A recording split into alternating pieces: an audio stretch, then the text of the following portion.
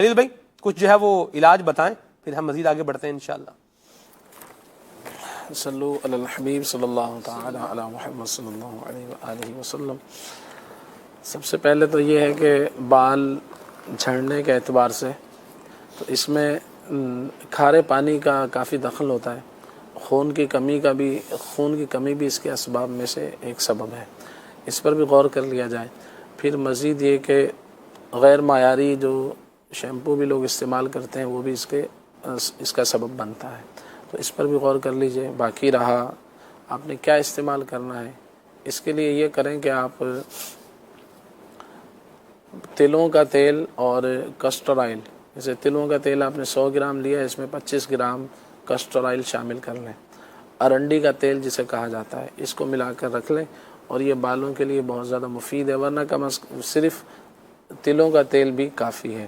باقی اگر آپ کچھ بنانا چاہتے ہیں تو اس کے لیے بال وغیرہ جھڑ رہے ہیں اس کے لیے بھی، اور بال اگنے کے لیے بھی، نئے بالوں کے لیے بھی یہ مفید ہے۔ وہ یہ ہے کہ بادام کا تیل آپ 50 گرام لے لیں، بنا بنایا یہ آتا ہے، اور اسی طرح سے کسٹر آئل یہ بھی آپ نے 50 گرام لینا ہے۔ اس کے ساتھ ناریل کا تیل یہ بھی 50 گرام، کوکونٹ کا جو آئل ہوتا ہے، یہ تینوں چیزیں ہو گئی۔ پھر اس کے اندر آپ نیم کا تیل شامل کر لیں 25 گرام، اور روغن بیضا یہ انڈے کے تیل کو کہا جاتا ہے، یہ بھی بنا بنایا آتا ہے، تو یہ اس میں 10 گرام شامل کر لیں۔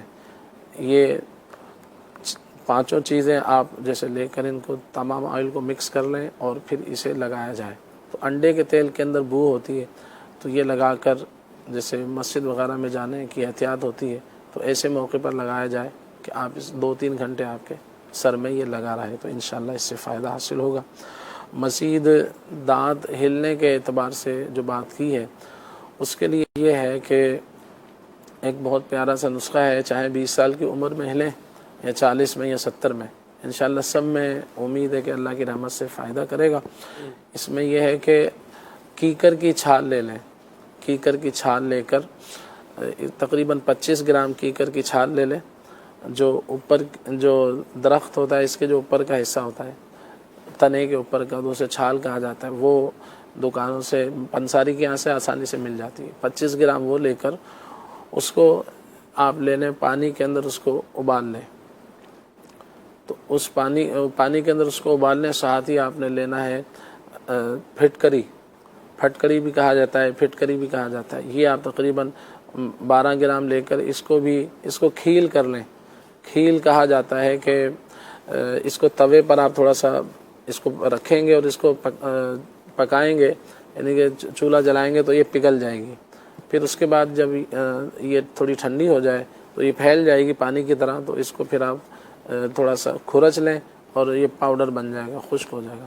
تو اس کو پھر آپ دانتوں پر اس کا مساج کریں، 15-20 منٹ 10 منٹ جتنا دیر بھی ہو سکے، 10-12 منٹ اس کو دانتوں پہ لگا رہے۔ تو پھر اس کے بعد آپ اس کو جو پانی تھا وہ جو آپ نے ابالا ہے کیکر کی چھال کا، 2 گلاس پانی میں پکائیں، جب 1 گلاس رہ جائے تو اس کو رکھ لیں، پھر اس سے آپ کلیاں کریں، تو انشاءاللہ عز و جل کچھ دنوں کے اندر جو ہلتا دانت ہے تو انشاءاللہ اس میں فائدہ حاصل ہوگا، بہتر ہو جائے گا انشاءاللہ۔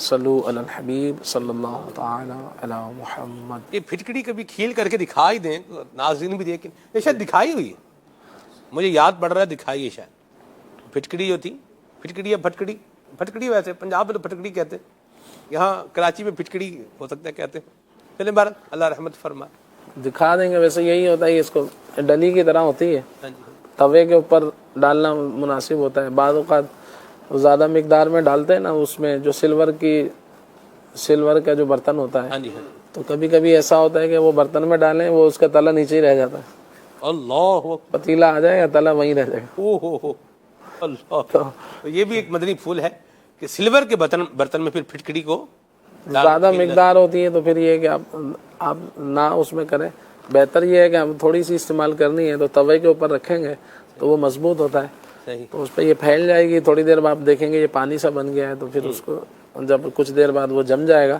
پھر اس کو کھرچنا ہوگا، ٹھیک ہے، پھر اس کو پیس لیں۔ لیکن بھی آپ نے اچھا کیا، ورنہ یہ نہ ہو مطلب اپنے گھر کی ہانڈی میں ڈال کے جس میں عام طور پہ جو بناتے ہیں چائے وغیرہ، برتن تو آج کل بھی پھر ویسے ہی رہ گئے نا، سب بڑے باریک باریک سے مطلب ہو گئے ہیں. بہر اللہ رحمت فرمائے. جی خلیل بھائی مزید کلام سنائیں، علاج بتائیں، بلکہ پہلے میرا خیال ہے کچھ کلام سنائیں، کلام شامل ہوگا تو انشاءاللہ کی برکت ہے.